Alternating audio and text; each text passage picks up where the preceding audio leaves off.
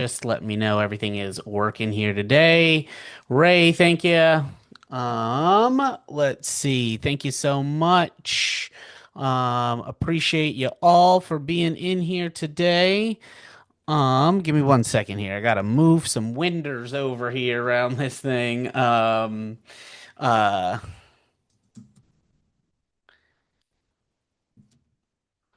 um, so I can. Let's go here, minimize this, bring that on over, get my handy dandy drawing tool. Sorry about that. I was reading some news because, guys, right before this presentation, and I'm gonna just like go ahead and like lead this off, okay? I was sitting here and I was like, oh, I was reading this article over here on the right hand side. It says, Trump threatens European Union with 50% tariffs starting June 1st.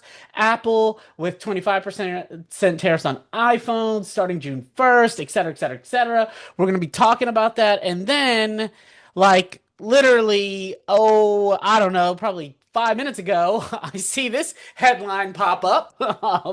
That is Trump agreed to extend European Union 50% tariff deadline till July 9th. So, he spoke at one of my brothers, both of my brothers are at West Point. He spoke at West Point this weekend. So, man, I mean, the new move, if the news moves any faster, I'm going to lose what little bit of hair I got left on the top of my head, okay?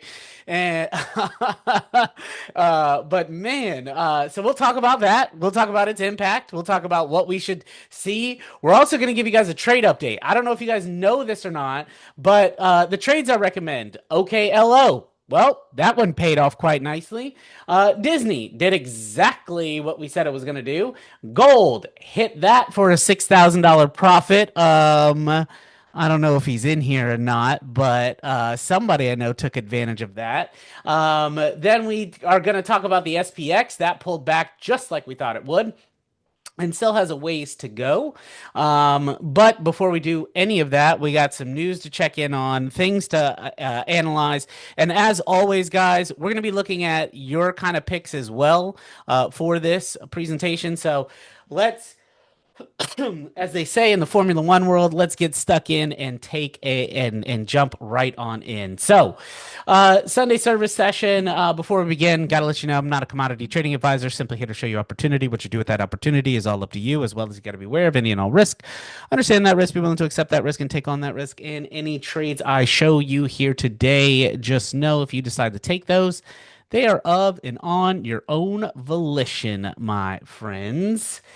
So, for those of you guys that this is maybe your first time in one of these sessions and you don't know who I am, how dare you? No, I joke. I know you may. I'm more likely to have been seen at the grocery store than actually any. No, I'm joking. I am a published author. I've been around the block. I've done quite a lot when it comes into the trading and investment world. I'm currently getting my doctorate in finance and economics as well. Mainly, it is a true passion of mine to help people and help people have success when it comes to trading. Oh, where did he go? I don't know what happened there. Brent just jumped out, but Brent is here. He'll be back, I'm sure. We're having some pretty bad, gnarly weather here in Florida. I've been in trading education for 15 plus years as well. See something.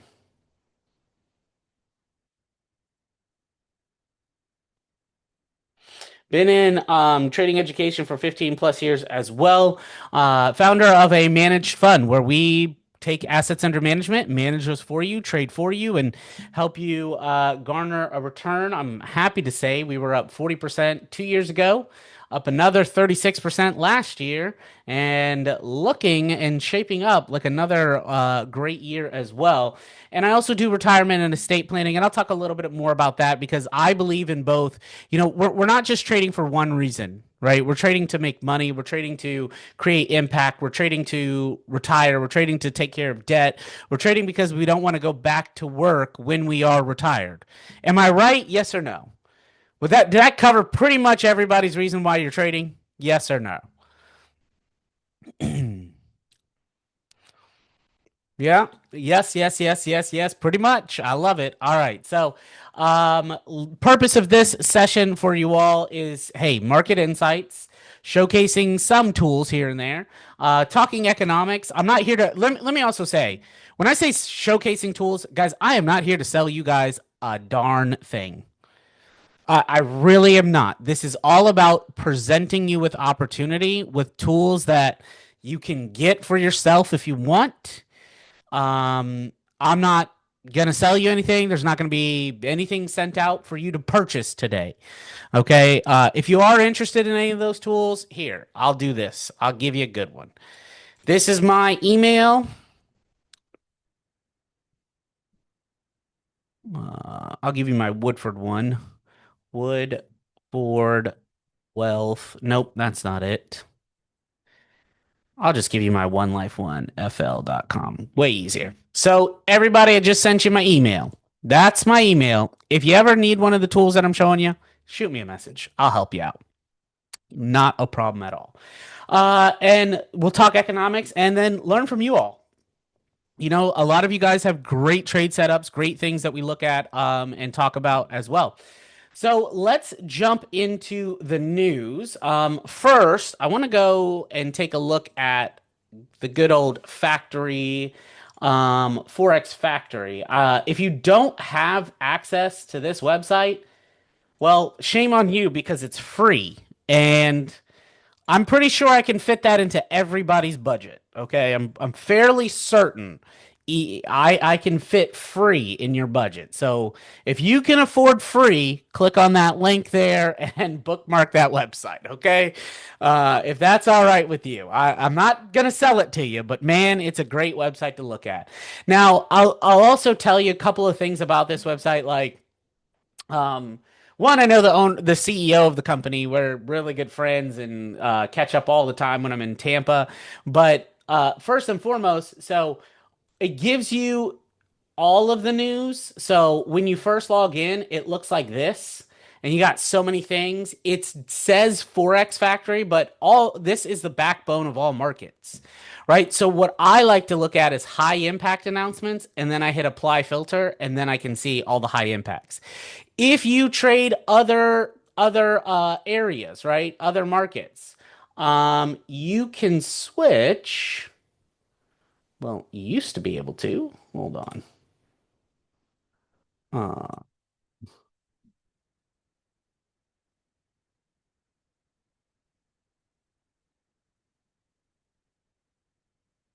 Interesting. They used to do this thing where you can do metal, and all the other stuff as well. But it doesn't look like maybe you don't do that no more. I don't know. I'll have to ask him next time I talk to him. And then the other thing I do is I just go from the last 2 weeks because that's what we're going to look at. So last week we had PMI numbers come out, which is Purchasing Manager or Producer Manager Index, and basically this tells us if goods are expanding or contracting, if manufacturing is expanding or contracting, and it is expanding somewhat. We had unemployment claims come in right on line with what expectations were. This upcoming week, we have GDP coming out. Okay, GDP for the U.S. And the other thing that we'll have come out on Friday is PCE price index. Okay, PCE price index will come out on Friday as well. Um, Now, what that is the Federal Reserve's measure of inflation. Okay. That is why it is important to understand what we're looking at here because this will determine interest rates.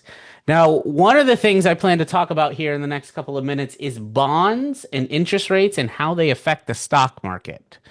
All right. And so get ready to take some notes on that. Let's finish up with a little bit more news here. So, for those of you guys that just joined us, welcome. we just had some kind of news drop out of the sky, out of nowhere. So the story going into this was Trump had threatened the EU with a 50% tariff starting June 1st and Apple with 25% tariffs on iPhones, right? Because the negotiations are going nowhere. All right. They are stuck. Okay. And so he wanted to increase those tariffs and get them to the bargaining table. He threatened a 25% tariff on iPhones, saying on True Social, unless iPhones that are sold in the US will be manufactured domestically, calling out of India production specifically. Report last month, Apple planned to source all US bound iPhones in India by end of next year. Recent trade updates had pointed toward easing those tariffs. But things change, right? We did see April new home sales higher than expected, which is obviously good.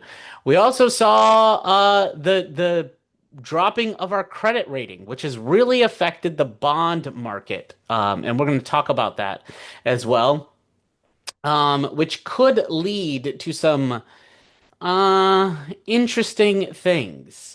We also got the bill that passed that had, some things that were good in it, some things that we'll see in it, some taxes raising, some taxes holding. For those people making under $15,000 a year, taxes going up by 73%. The other thing that kind of, I'm trying to find this now. Um, I think was, let me see here. OPEC. And let's see. All right, it doesn't show it here yet.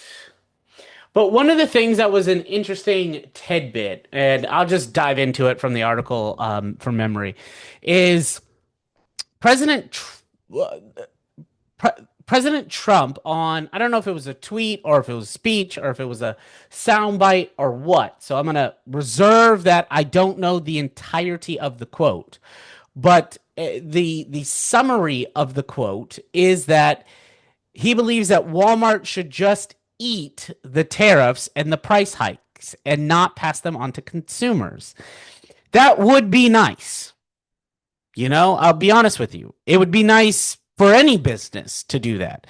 But businesses, they're in it they have to make a profit. They're my own personal most hated word.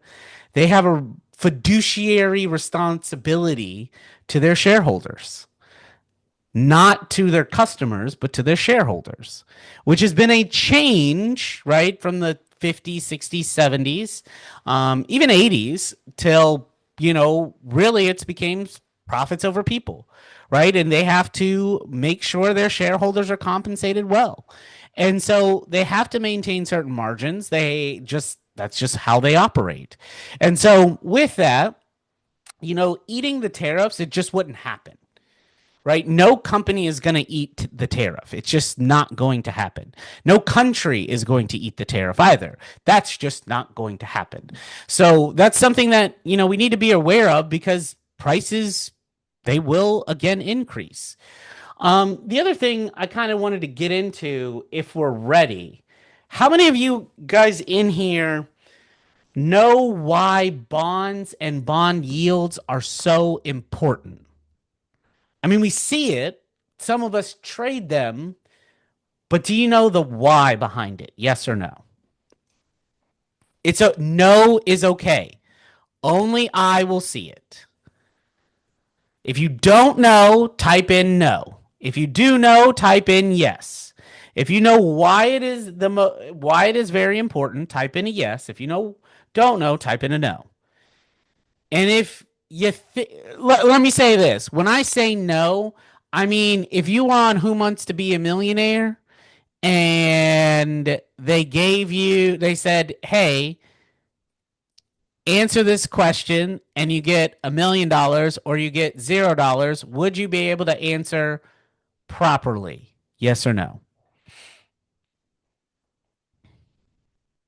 Sets interest rates for all the banking and lending. Yeah, okay, yeah, maybe. That's yes, it's the risk-free rate, but it's not just the banking and lending industry. But yes, you are correct. That is part of it. Good on you. Okay, perfect. So a lot of no's in there, some yeses. So do we want to go over? How about, you know what? See, some of y'all, I swear to God, some of y'all coming to this webinar, and if it's like if you had a job laying down, you'd get up just to not have to work, okay? Getting some of y'all to comment, is tough. So let's go over the bond stuff, and then we'll work on some of those comments there, huh? So let me get to.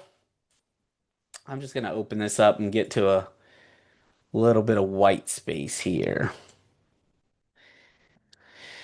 And we'll start talking about bond and bond yields. Why are they so important? So bond yields, as David, I'm going to give it to you, right? He said it sets the interest rates for all banking and lending. Yes, it does, but no, technically it doesn't, because what sets the interest rate is the federal funds rate, right?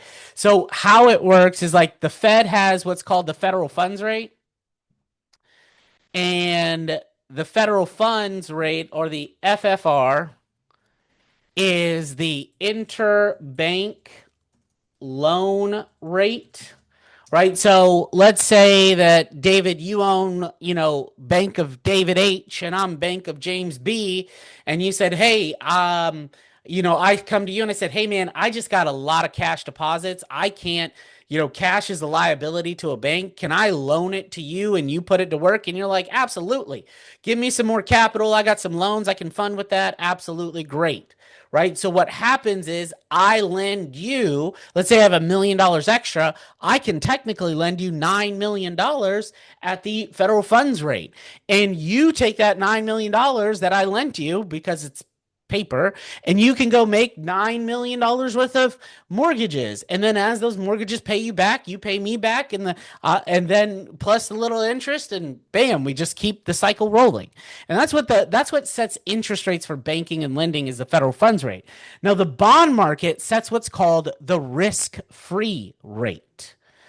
Okay, the risk-free rate. And what that does, it's used in the calculation to determine asset prices. Because and this is a big thing, is stocks are not reflective of the price of a given asset at this very moment. How many of you guys know that? Yes or no? And I don't care if it's stocks, futures, cryptos, uh, uh, uh, Pokemon cards, any of that. How many of you guys knew that? How many of you guys did not know that? Okay. We're going to get to currency valuation in there as well. Okay, good. It's okay if you didn't. So, how a stock has a price, it is a reflective, forward looking asset value. They're trying to capture the price of a given asset in the future, not right now. And then on top of it, it has what's called a multiple. And the formula for that is typically, depending on, if it's a dividend stock or if it's not, you will either use something called the free cash flow to determine the future price of a given asset. And then you determine if that asset is undervalued or overvalued, and you begin to start to buy it. And then on the flip side, you can use a dividend discount model, which gives you the future price of a given asset as well. Now, if you want to calculate those, man, I open up a class for all of y'all. But you don't got to, because, well, you have me here. And I generally do that for a lot of different companies because, well, I don't know, I'm a finance geek, I guess. It's honestly like it's a spreadsheet that's about, I think it's like 9 or 10 tabs long of data that I look at when I evaluate an asset on whether or not I'm going to put it into either A, my parents' portfolio, B, a portfolio that I make for a client, or on on the retirement and estate planning side that I do, I evaluate the funds that I help clients with through these asset models because I take it a step deeper. I look at what the funds typically trade in and out of constantly. So that way I know and I don't have to be, just blindly choosing what somebody should invest in. Okay. Now, the next thing is, and we'll go through those spreadsheets one day. I got to find it. It's buried deep in one of my Excel files, and I'll share that with you guys sometime. But it then takes into account the risk-free rate. Okay, and that determines asset values. It also determines yields. Now, when we start looking at bond yields, okay, when we see more people piling into the long term versus the short term, okay, if we see more people piling into long term bonds versus short term bonds, then what if they were, in comparison, right? If long term bonds are higher valued than short term bonds, it's not a good thing. It ain't a good thing, my friend. Just let you know. Just ain't a great thing. Now, what happens in that case is people move out of the market. Okay. So people move out of the market in that aspect. So again, it's SP. Would you mind remind me of your name? I really apologize. I like to address people by their name. So it says, how can slash does Federal Reserve as a group of private bankers set a risk-free rate? They don't set a risk-free rate. They set the federal funds rate, which is a lending rate for interbanks. The rate at which the government will lend money or the Federal Reserve will lend money to banks, which banks don't ever want to borrow from the Federal Reserve. I'll tell you that in a second. And or right, bank to bank loan rate. The risk free rate is determined in the market by either the 2 year or the 10 year, however people want to use it. But when you see long term bond yields going up, okay, then what you will then see is the bond market typically selling off. You'll also see the stock market selling off. You'll also see weakness in the currency as well. There you go. You'll see weakness in the currency as well. And it leaves the Federal Reserve with two choices. Now, the Federal Reserve only has two choices to begin with. What do you think those two choices are? What do you think those two choices are? One is to raise rates. Good job. The other is to print money. Those are the only two choices that the Fed Reserve really has in order to control higher bond yields is that they have to raise interest rates because interest rates, okay, go into bond pricing, not their yield pricing. So when interest rates rise, bonds will rise, lowering the yields. And so people will buy bonds again. Well, if they raise the rates, that's going to create prices to go higher. We're already in a situation where we're seeing massive layoffs that aren't being counted yet in the non-farm payroll.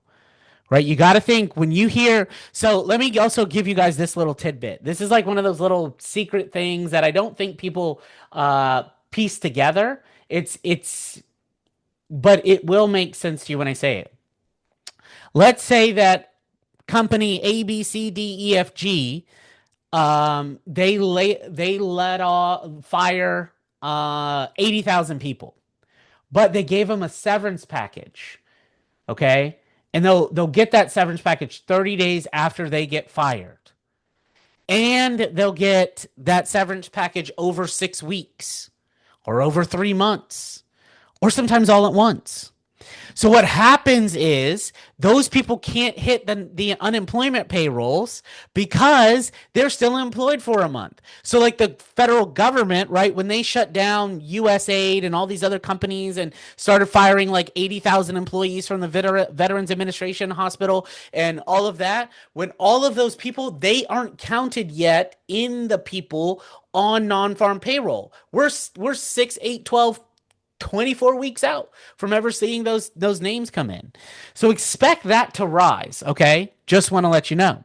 Now, if no one is investing, William, spot on, my friend. Absolutely spot on, right? With what you just said there.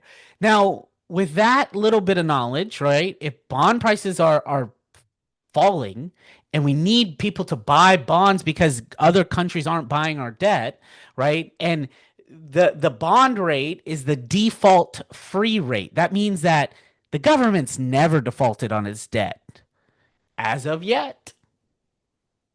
So it's a safe thing to buy. But when people are selling them to go into yield so they can get more money and they can retire and they think that's safer, or they sell them to go into gold because it's a better asset, and we see this employment potentially going to change in the next few weeks, months, days, or years, then we're going to get into a situation where things really, really, really, really stink for the markets. And so the Federal Reserve has a choice. They can print money and they can invest it into the bonds and start buying their own bonds to drive up the price of bonds.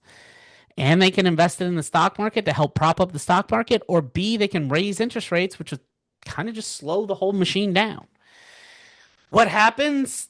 I don't exactly know, right? I mean, here's the thing, right? I'm not going to sit here and look like Nostradamus whenever, if I said something, okay? I promise you. Feel free to use that one, okay? I am not going to sit here and look like Nostradamus in 6 weeks when the Fed keeps rates the same or they raise rates, all right? I'm just not. But when I look at this, okay, I can look at how the voting has been for members of the Fed that actually vote.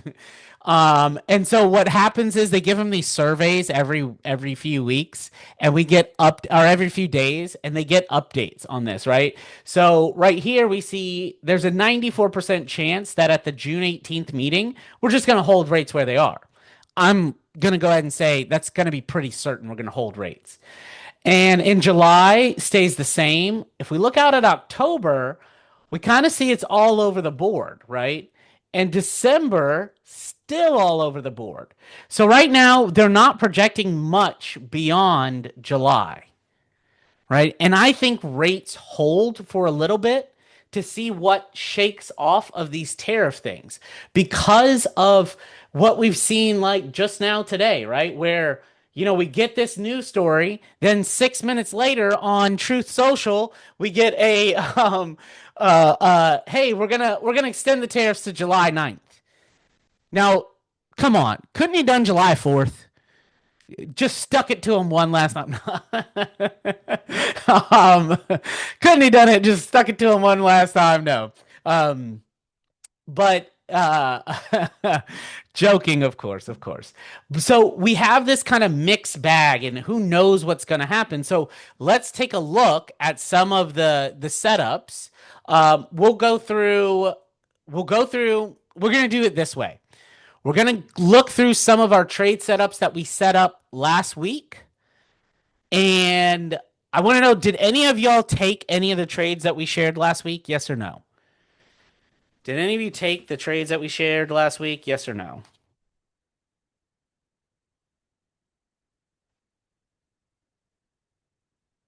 No worries, no worries. All right, that's fine. All good. Couple of people did. Couple of people, some people didn't. That's all right. So we looked at Disney. We looked at SPX. We looked at gold, and we looked at a couple of other energy plays that I am really, really big on right now.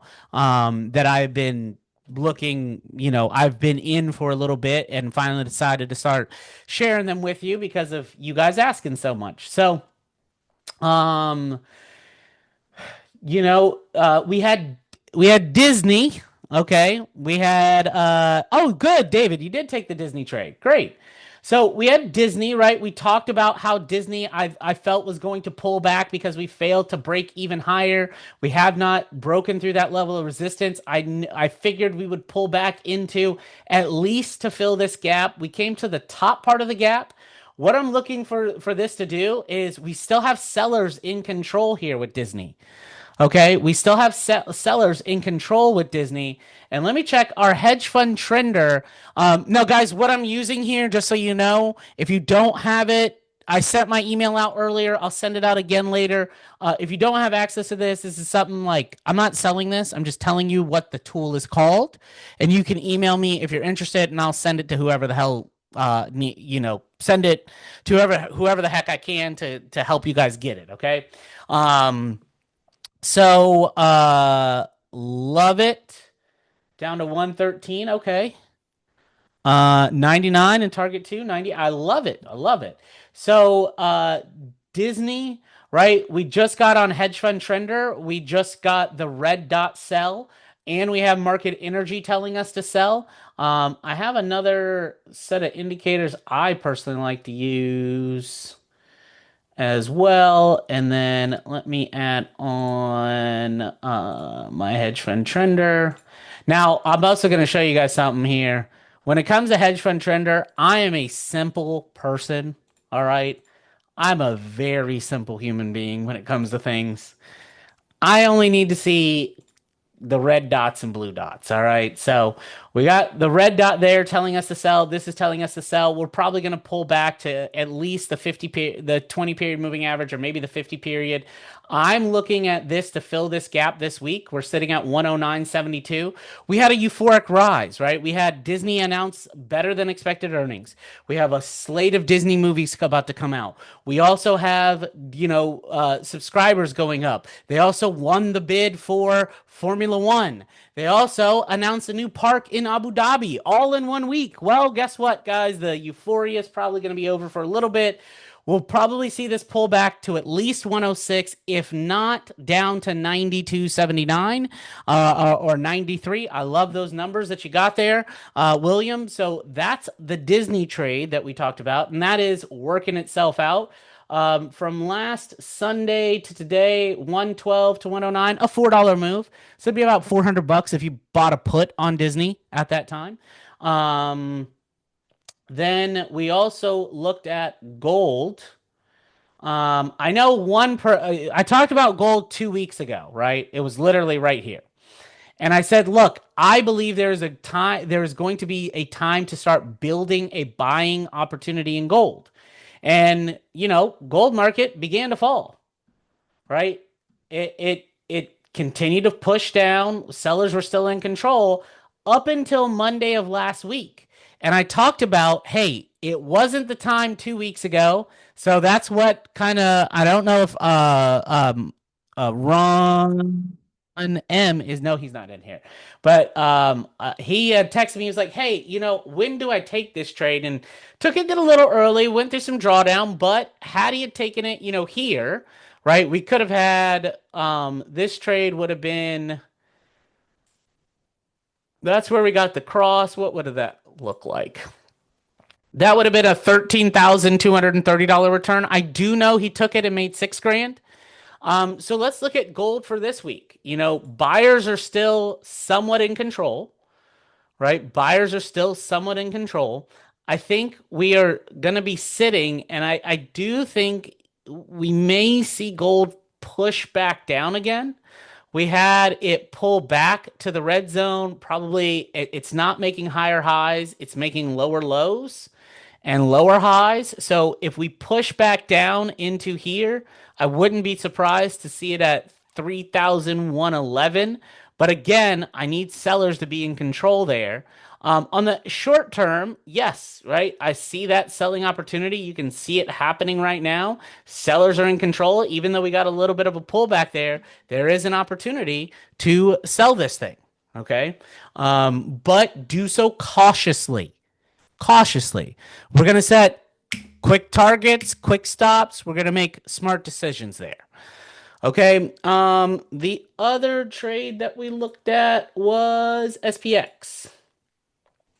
SPX is also the S&P 500, the ES, you name it, right? That's what it is. We expected the SPX to pull back to fill this gap right in here. Um, you know what? Let me just hide the indicators for a second. Fill the gap right in here. I think it's a little easier to see that way, right? Right from, oh, Lord. There's the gap that we're looking for. And so I anticipate, we're at the top of this gap, probably fill it Monday, Tuesday. I will tell you, will say, and I meant to say this earlier, Thursday, Friday, those are going to be your big two mover days, right? Your Monday, obviously markets kind of close, holiday, etc. We'll have limited tradings. There'll still be some, but limited overall. Tuesday, we're going to have, a little bit more trading. But Wednesday, Thursday, Friday, that's when we'll see some move. Okay. So we're looking to fill this gap. So we still got a little bit left to go in that, about 200 points more. So if I take this to the ES and I look at futures, there's the gap there, 5712.50. Sellers are still in control. Let's turn on my hedge fund trender pro. We just got the selling dot. Again, that's the daily. Let me go down to a short term. Short term, are we selling? No, we're not selling yet. On the short term, the only reason you want to sell is it because you want to go through a lot of drawdown. Okay, so if you guys want to go through a lot of drawdown, sell right now. If you don't want to go through a lot of drawdown, wait, right? If you're going to take shorter term trades, trade on a shorter time frame, right? Like here was your buy here today. Here we are right now. Sellers are probably going to be entering in the market, probably going over through the overnight, but we're going to be looking for that next kind of downturn is what I'm looking for in the ES this week. Um, then one of the other trades, and I have liked this stock for some time, but OKLO, OKLO, if you don't know what that is it is a nuclear energy play. Now, I have been very much a big fan of nuclear energy for a long time. I'm going to tell you where it came from so you guys know. There is a documentary, okay? Let me see if it's if it's this inside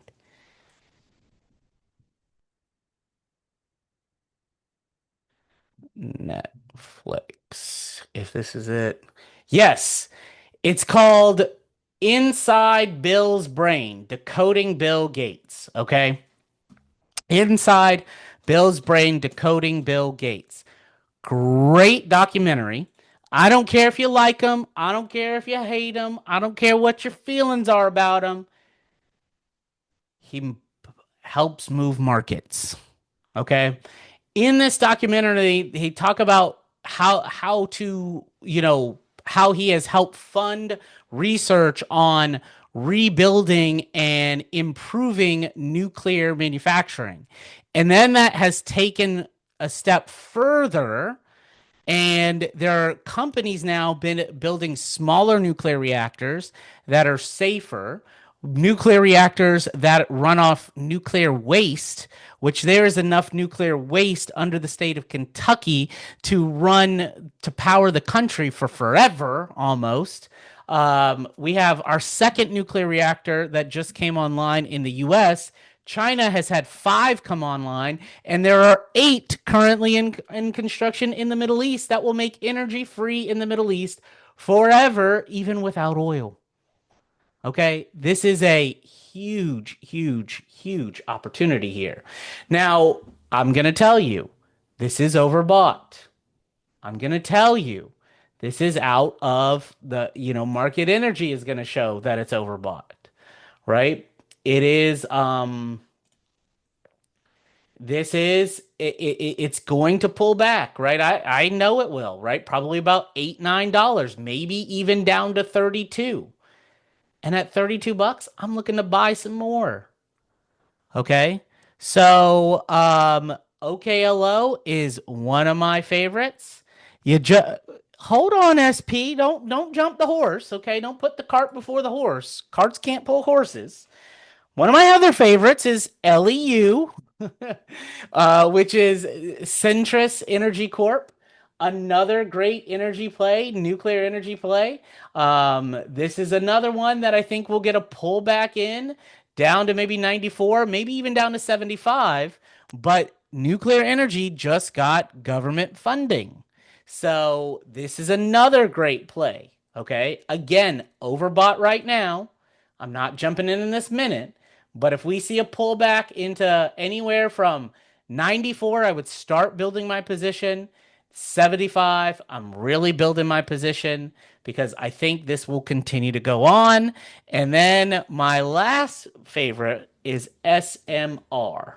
Okay, SMR, they build small nuclear reactors. They're a great price, 30 bucks. Your risk is kind of lower in this one. So, would I personally, I'd look to buy it at 25. I'd buy a little at 30, knowing I got $5 risk. These are long-term holds for me. Okay, in these. Now, and I do trade both in the short term, but I invest for the long term. I invest for the future. And that's what I like to do, right? Is I like to plan futures. I like to help people invest for the future. I like to do things that help improve individuals' future, just like with the managed fund that I have. Okay. So I'm going to share this with you. This is one of the things that I do. These are our returns, right? From 2014 to today, 230, well, actually to 2024, 232.29%, averaging 23% a year return. The S&P, its return has been 132% or 12% per year. If you would have invested $250,000 with us right now, you'd be sitting at $2 million versus the S&P at $971,000. This is one of those things that I have the ability to help individuals with. It's one of the things that I do. Okay. The other is, um, I talk about specific assets and how to invest without ever losing money. And right now, I have a way that I can guarantee you 9.5% return every single year, plus a 30% bonus on any money that you put in. All right. Now, I wasn't really planning on doing this. Give me a second. I got to bring up something. This is what I'm going to do. How many of you guys are retired or are going to retire in the next 5 to 15 years? How many of you are retired or you're planning on retirement over the next 5 to 15 years? Type in a Y or yes if you are. Already retired. Retired already. Love it. Yes. Perfect. Look, this is what I'm going to do. And Ford, I'm going to be seeing you this week, right? I'm going to just copy this. Here's what I'm going to do. I'm going to send you all a link. This is to book time with me. Okay. If you want to talk about your retirement, your assets, how it's set up, and I will give you real information. I'll tell you the good, I'll tell you the bad, I'll tell you the ugly. If you decide to do something, great. If you decide not to, totally fine. Okay. I will share with you guys one quick thing though. This is one of my clients. We set them they sent me their account statement. Okay? Their account statement with their financial advisor was 82 pages. I took 19 of those pages and shrunk down what they were invested in, got them a $300,000 instantaneous return, and they're going to make 9.5% on this $1 million for the next 5 to 7 years until they retire. And then they will have $98,000 of income a year for the rest of their life guaranteed. I have other investments that I've set my own brothers up in that they're paying very small amounts right now, and over time it does increase slightly, not anything crazy, but they're able to get have like $4 to $5 million in their retirement that they'll be able to retire tax free with. So if it's not yourself and it's your kids or your grandkids or somebody that you know, what I want you guys to do is book time with me, right? We can talk about your trading. I'll help you with your trading too, as well. So, Ford, awesome, my friend. That's awesome. So, but take a look at this, guys. This is can I'm going to stand on the soapbox for 10 minutes and then we're going to go back to chart or for 2 minutes and then we're going to go back to charts. And I'm sorry because I'm about to cuss because it just gets me this angry. The shit that I see from some advisors is just, they should be in jail, quite honestly. Anybody that has 2 shares of one thing, 1 share of another thing, 2 shares of something else, 1 share here, 3 share here, 5 share here. This is 300 different positions. None of which I think if I know I can do it. Let me I'm gonna set a filter and I'm gonna sort this.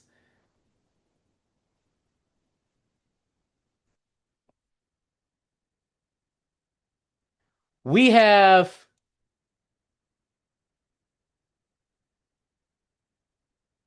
let's see. I'll say under 50 shares. 254 different stocks that are under 50 shares. That's the bull crap that I see that comes from advisors. And the reason why they do it, I know, is like diversification and hey, we're going to be able to, like, basically what they want to see happen is hey, look, when the market goes down, you're not going to lose a bunch of money. And if the market goes up, you're not going to make that much money, but you're not going to lose what you got, right? You're protected against you're insulated, you're diversified. Okay. Look, there's this point of over diversification as well. And so if you guys want like myself to review something with you, I definitely will. I don't mind. Not every advisor is like that, right? There are those that do exist like that, but not every advisor is like that. Let me say that in first and foremost. So if you guys want to book time with me, feel free, go ahead. The link I'll send out again. I see a couple of you said, where is it? It's in the chat section. So there's the link. And then also, if again, if you want any of the tools that I have and I've shown, um, you can just email me directly. That's my personal email. And I'll get you set up with whatever tools that we may need for you. Okay. Now, on another note, let's talk a couple of other opportunities for you that you may be interested in. There's one that um, I would say to be looking at. Okay. Let's see. There's a couple that I like. Okay, couple that I like. One is URA. This is another kind of energy play. Again, long-term play. This is uranium, right? You can wait for the pullback. You can get in now. We're talking $5 pullback or continuing to push up. Okay. Already in it long term. I love it. Love it. Love it. Right. So URA, great company as well. And then I'll do another one that I have my eye on to re-enter. I'm not in it yet. I don't plan to be in it yet, but I do think long term it will continue to rally. I do think short term we have a little bit more to fall. Okay, I think short term we have a little bit more to fall in here, which is Apple. I don't think Apple's not going anywhere, right? They haven't. Look, they got they they do need better products. They need more innovation and better design. That is going to be on management. And if Tim Cook has to go, Tim Cook may have to go. I think what he did with carrying Apple for so long has been amazing, but it's now time to get some new and better innovation out there. Partnering with Meta on things is is amazing. And I think that would be good. Yes, they're sitting on a lot of cash is another reason why I like the company because they'll be able to buy up tech companies as they grow. Another kind of company that I like is Disney. But I don't like it until 93, 93, 92. I'm not buying that until then. And lastly, a a company I will say it's not done falling. It's not done falling. Tesla, I do like it, but it ain't done yet. I think Tesla, this is my low on Tesla, which is 149. I think Tesla will be a good play. We'll get into a couple of cryptos, but with our last kind of 10 minutes here, what kind of question, what do you guys want to go over? Okay. What do you guys want to go over? Type in any positions, stocks, cryptos, futures, forex. Doesn't matter to me. What do you guys want to look at here?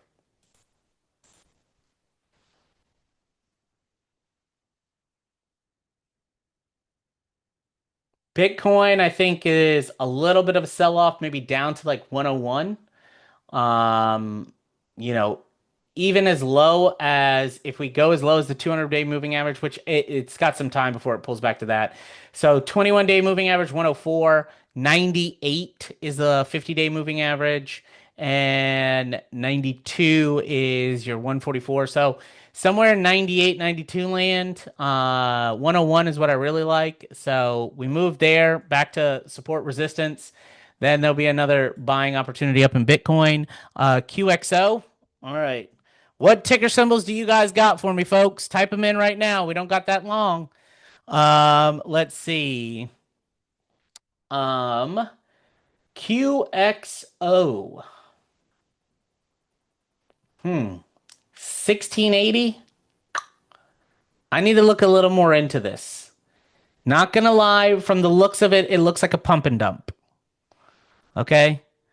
Looks like a pump and dump. I'm kind of a little, you know, I'm still interested, right? Still interested. Gonna do some more research, and I will have this one for next time as well. I do like that they had improved earnings. I do like that, but sellers are still in control, and it's still overbought. So maybe at 12 or so, I'll look to buy it. Right, new buyout, absolutely. Hey, totally get it. If there's a new, why don't we do this? QXO.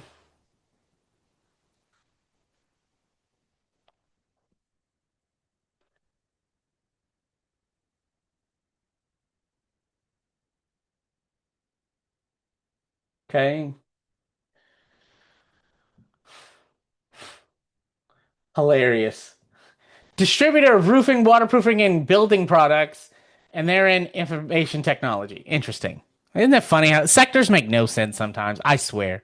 They make no sense sometimes. Let me look at how their capital is structured.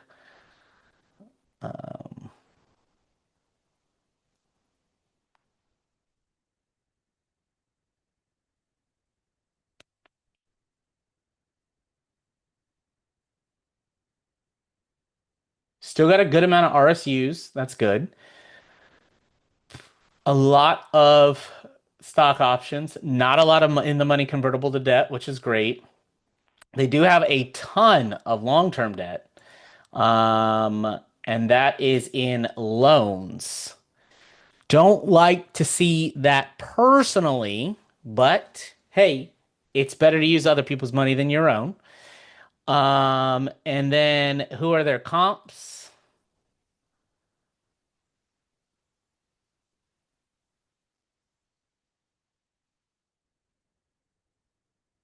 Okay. And then let's look at some news.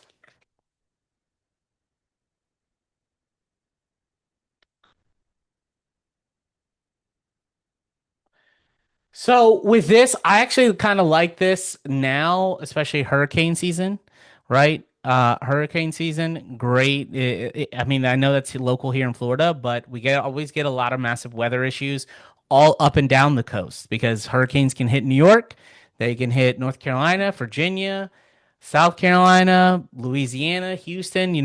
Basically a good quarter of the U.S. is affected, right? So with that, we will see that an increase there, more profit there, right? There's a reason why they have Q1, 2, 3 profits and not Q4 profits. So, 1680. Hey, I think it's a low risk buy, especially if you're looking at an option chain on it.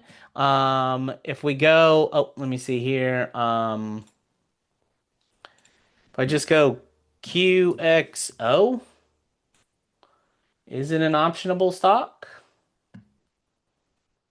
Yes, it is.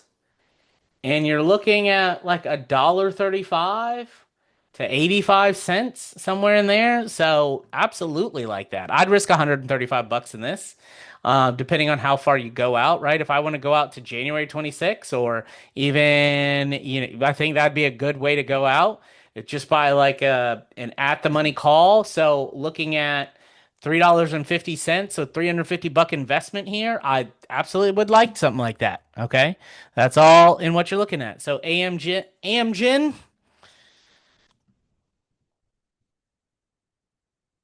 a lot of headway up. We just got the buying signal here from HFT. Sellers are still in control right now. That will be, well, that's a wait and see, but I think this has a good headwind up. I like that we're in consolidation. We filled that big gap in here. And that's something else. Now, here's another one I forgot to mention. UNH. Look, I think this is a great opportunity in UNH. I don't like to miss these, and I did it with Netflix. I did it with Meta. I've done it with Disney. I've done it with Disney and Datney. I've done it with Tesla. I've done it with Under Armour. I've done it with Ford. Whenever you get crazy news like this out of stocks, where this fraud, that fraud, this thing, that thing, whatever, and the stock drops like a rock, people, it's like they forget that, hey, United Healthcare is huge, right? It's huge. They are a billion, if not trillion-dollar company at this stage. They are not going anywhere. They get funding from the federal government. They get funding from hospitals. They get funding from us. They get funding from everywhere. They're not going anywhere. So if you can pick them up at 295, pick them up because you're not going to see a lot of downside risk in this. And I fully 100% expect it to fill the gap all the way back up to 585. Okay. And I will say this is that we are oversold on the RSI, but we still have some sellers in control here on market energy, and we don't have a blue dot yet. So if you want to wait for the blue dot on the daily time frame to buy, that's a great thing. If you want to do that. One more for Google.